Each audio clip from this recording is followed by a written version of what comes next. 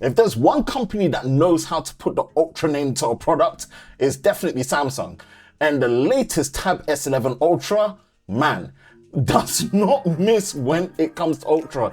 It is huge, figuratively and literally. And boy, Samsung put everything into this one.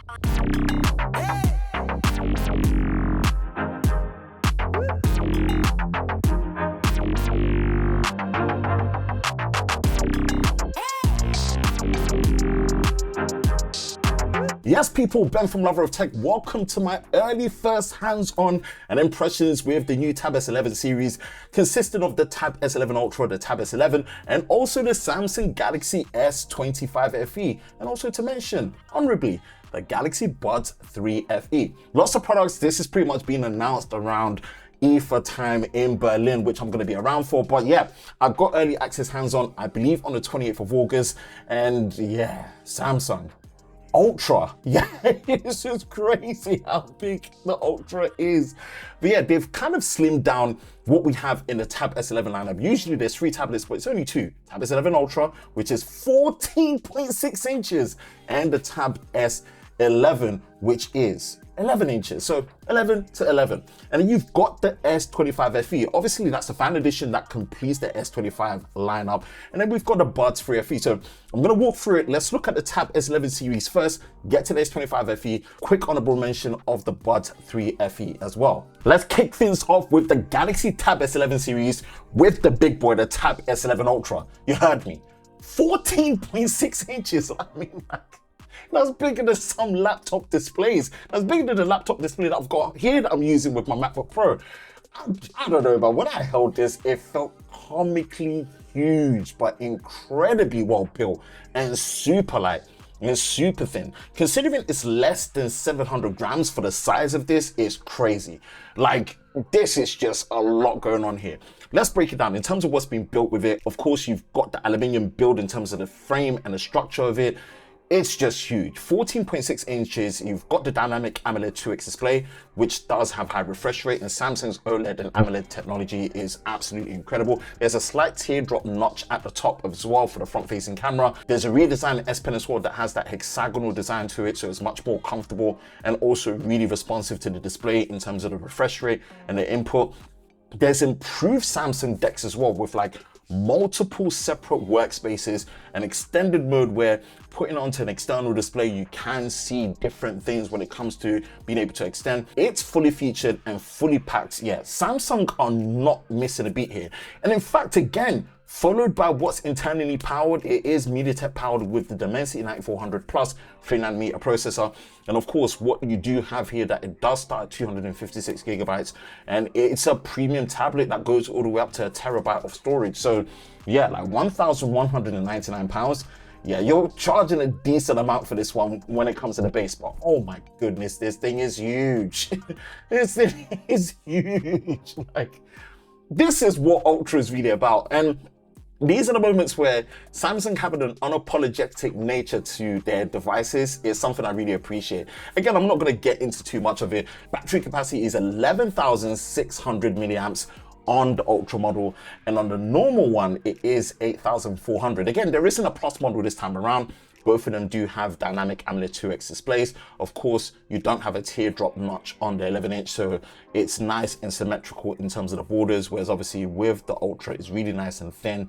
Yeah, S Pen support, everything is pretty much there. Again, I'm just doing this as a very, very quick roundup. I can't wait to get this in and really, really give it a full treatment and a review, because I think it deserves it. And it's been a while since I've really done an Ultra tablet coverage on here, and I think it's something I really want to do. It's something I'm excited about. It's just so unapologetically Samsung in terms of what they've done here. It's monumental and it's crazy. Of course, let's see what people do in terms of the response to it, what they want and like about it. But man, this is literally just Ultra by name, Ultra by nature. All right, let's talk about the Galaxy S25 FE. £649 starting with 128 gigabytes, goes up to 512 gigabytes. And of course, we kind of know the fan edition formula by now. This kind of rounds things up, and it almost puts it in a position where Do you need an S25 Plus when you've got a fan edition around? Well, let's look at this. The battery has increased. We do have a 4,900 mAh battery, super fast charging 2.0 at 45 watts. So again, on par with what you're getting with the S25 Plus. It is powered by the Exynos 2400. It seems like they've done some optimization to this one, because when I was going through the camera UI, you could see that features like having 8K 30 FPS recording with no crop to the field of view, I don't believe I was seeing that on those Exynos models for the 2400. So I think they've done something to really optimize it to make it better. Again, we'll see once I get it in what the performance is like. Of course, in terms of the design, it is the armor aluminium for the frame, IP68. You've got Gorilla Glass Victus Plus for the front display, and also the triple camera system, 50 megapixel main sensor, 12 megapixel ultra wide, 8 megapixel telephoto optical zoom, and there is a new 12 megapixel selfie, which is meant to be 20% better when it comes to the light performance, you know, in terms of what you get intake. So again, I'll test it to see how it's like. And you've got the dynamic AMOLED display, which is 2x, 120 Hz, 1080p, up to 1900 nits. It's just a tried and tested formula, right? It does look good, it does feel good. It is an accessible entry level, £649, goes up to 512 gigabytes. Do you need an S25 Plus when this is there? Well, of course, you've got the Snapdragon power with the 8 Elite compared to the Exynos 2400 to consider, but I think the price is very competitive. Yeah, this is pretty much the S25 FE. Gonna get it in, give it a test, and let you all know. Last honorable mention is the new Buds Free FE, and I like what Samsung are doing here.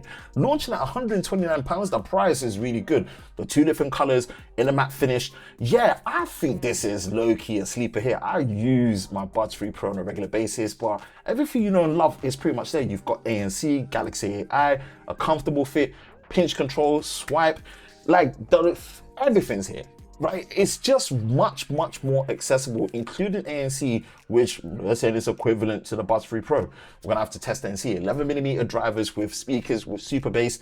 Yeah, it's an interesting one they've done here. So yeah, that's the Buds Free FE. Okay, so that's the roundup of all the new products announced around IFA Berlin 2025.